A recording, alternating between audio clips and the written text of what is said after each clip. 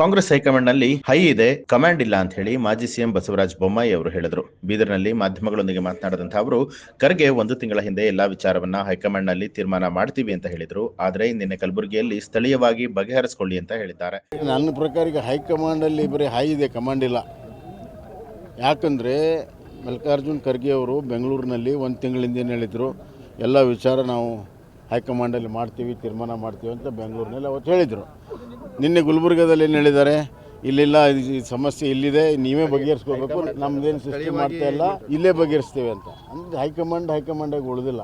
ಮತ್ತು ultimately high command ಅಂತಂದರೆ ಅವತ್ತೇ ಖರ್ಗೆಯವರು ಹೇಳಿದರು, ಇಲ್ಲ ಇದು ಸೋನಿಯಾ ಗಾಂಧಿ ರಾಹುಲ್ ಗಾಂಧಿ ಬಗೆಹರಿಸ್ತಾರೆ ಅಂತ. ಈ ಥರ ಹೈಕಮಾಂಡಲ್ಲಿ ಎರಡು ಭಾಗ ಆಗಿದೆ. ಹೈಕಮಾಂಡ್ ಇದರ ದುರ್ಲಾಭವನ್ನು ಇಷ್ಟು ದಿವಸ ತೊಗೊಂಡಿದೆ. ಈಗ ಮೈ ಮೇಲೆ ಬಂದ ಮೇಲೆ ಅದರ ಜವಾಬ್ದಾರಿ ನುಣಿಸ್ಕೊಳ್ತಾ ಇದೆ. ಆದರೆ ಇದರೆಲ್ಲ ಒಟ್ಟು ಪರಿಣಾಮ ರಾಜ್ಯದ ಅಭಿವೃದ್ಧಿ ಮೇಲೆ, ರಾಜ್ಯದ ಜನರ ಸಂಕಷ್ಟವನ್ನು ನಿವಾರಣೆ ಮಾಡ್ತಿಲ್ಲ. ರೈತರ ಸಂಕಷ್ಟದಲ್ಲಿದ್ದಾರೆ, ಬೆಳೆ ಪರಿಹಾರ ಸರಿಯಾಗಿ ಸಿಗಲಿಲ್ಲ, ಕಬ್ಬಿಂದು ಸರಿಯಾಗಿ ಸಿಗಲಿಲ್ಲ, ಮೆಕ್ಕೆಜೋಳ ಖರೀದಿ ಮಾಡಿಲ್ಲ, ಹಲವಾರು ಸಮಸ್ಯೆಗಳಲ್ಲಿ ಇವತ್ತು ಯಾವುದಕ್ಕೂ ಕೂಡ ಸ್ಪಂದನೆ ಇಲ್ಲ. ಎಲ್ಲ ವರ್ಗದ ಜನ ಇವತ್ತು ನೊಂದಿದ್ದಾರೆ. ಇವನ್ ನೌಕರದಾರರು ಕೂಡ ಭಾಳಷ್ಟು ನೊಂದಿದ್ದಾರೆ.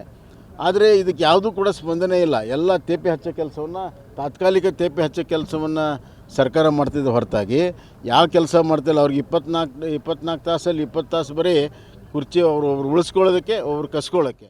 ಕಾಂಗ್ರೆಸ್ ಹೈಕಮಾಂಡ್ ಆಗಿ ಉಳಿದಿಲ್ಲ. ಬೆಂಗಳೂರಿನಲ್ಲಿ ಒಂದು ರೀತಿ ಹೇಳ್ತಾರೆ, ಕಲಬುರಗಿಯಲ್ಲಿ ಇನ್ನೊಂದು ರೀತಿ ಹೇಳ್ತಾರೆ. ಮೈ ಮೇಲೆ ಬರ್ತಾ ಇದ್ದ ಹಾಗೆ ಜವಾಬ್ದಾರಿಯಿಂದ ನುಣುಚಿಕೊಳ್ಳುವಂತಹ ಕೆಲಸವನ್ನ ಮಾಡ್ತಿದ್ದಾರೆ ಅಂತ ಹೇಳಿ ಮಾಜಿ ಸಿಎಂ ಬಸವರಾಜ ಬೊಮ್ಮಾಯಿ ಅವರು ಹೇಳಿದ್ರು. ರೈತರ ಸಮಸ್ಯೆ, ಎಲ್ಲಾ ವರ್ಗದ ಜನರು ಎಲ್ಲರೂ ಕೂಡ ಸಮಸ್ಯೆಯಲ್ಲಿದ್ದಾರೆ, ಯಾವುದೇ ಅಭಿವೃದ್ಧಿ ಆಗ್ತಾ ಇಲ್ಲ ಅಂತ ಹೇಳಿ ಬೀದರ್ನಲ್ಲಿ ಕಾಂಗ್ರೆಸ್ ವಿರುದ್ಧ ಬಸವರಾಜ ಬೊಮ್ಮಾಯಿ ಅವರು ಕಿಡಿಕಾರಿದ್ರು. ಗಾಂಧಿ ಅವರು ಒಂದು ಬಾರಿ ಅಲ್ಲ, ಹಲವಾರು ಬಾರಿ ಕೊಲೆ ಮಾಡಿದ್ದು ಕಾಂಗ್ರೆಸ್ಸನ್ನು ವಿಸರ್ಜನೆ ಮಾಡಬೇಕಂತ ಮಹಾತ್ಮ ಗಾಂಧಿ ಹೇಳಿದರು. ಅದನ್ನು ವಿಸರ್ಜನೆ ಮಾಡಲಿಲ್ಲ ನೆಹರು ಅವರು. ಅವತ್ತೇ ಮಹಾತ್ಮ ಗಾಂಧಿ ಕೊಲೆ ಆಯಿತು. ಅದೇ ರೀತಿ ಮಹಾತ್ಮ ಗಾಂಧಿಯವರು ಏನು ಪ್ರಜಾತಂತ್ರ ಸಂವಿಧಾನಕ್ಕೇನು ಒಪ್ಕೊಂಡಿದ್ರು, ಅದಕ್ಕೆ ಅಪಚಾರವನ್ನು ಎಮರ್ಜೆನ್ಸಿ ಮಾಡಿದ ದಿವಸ ಇನ್ನೊಂದು ದಿವಸ ಕೊಲೆ ಆಯಿತು. ಈ ಥರ ಹಲವಾರು ಬಾರಿ ಮಹಾತ್ಮ ಗಾಂಧಿಯ ವೈಚಾರಿಕ ವಿರುದ್ಧವಾಗಿ ಕೆಲಸ ಮಾಡಿರುವಂಥ ಕಾಂಗ್ರೆಸ್ಸು ಹಲವಾರು ಬಾರಿ ಮಹಾತ್ಮ ಗಾಂಧಿಯನ್ನು ಕೊಲೆ ಮಾಡಿದೆ, ಒಂದು ಸತಿ ಅಲ್ಲ. ಎರಡನೇದಾಗಿ ರಾಮ ಮತ್ತು ಮಹಾತ್ಮ ಗಾಂಧಿನ ಬೇರ್ಪಡಿಸುವಂಥ ಕೆಲಸ ಮಾಡುವಂಥ ಪಾಪ ಕಾಂಗ್ರೆಸ್ ಮಾಡ್ತಾರೆ. ರಾಮ ಬೇರೆ ಅಲ್ಲ, ಮಹಾತ್ಮ ಗಾಂಧಿಯ ಆತ್ಮ ರಾಮನ ಹೆಸರು ಹೇಳ್ತದೆ.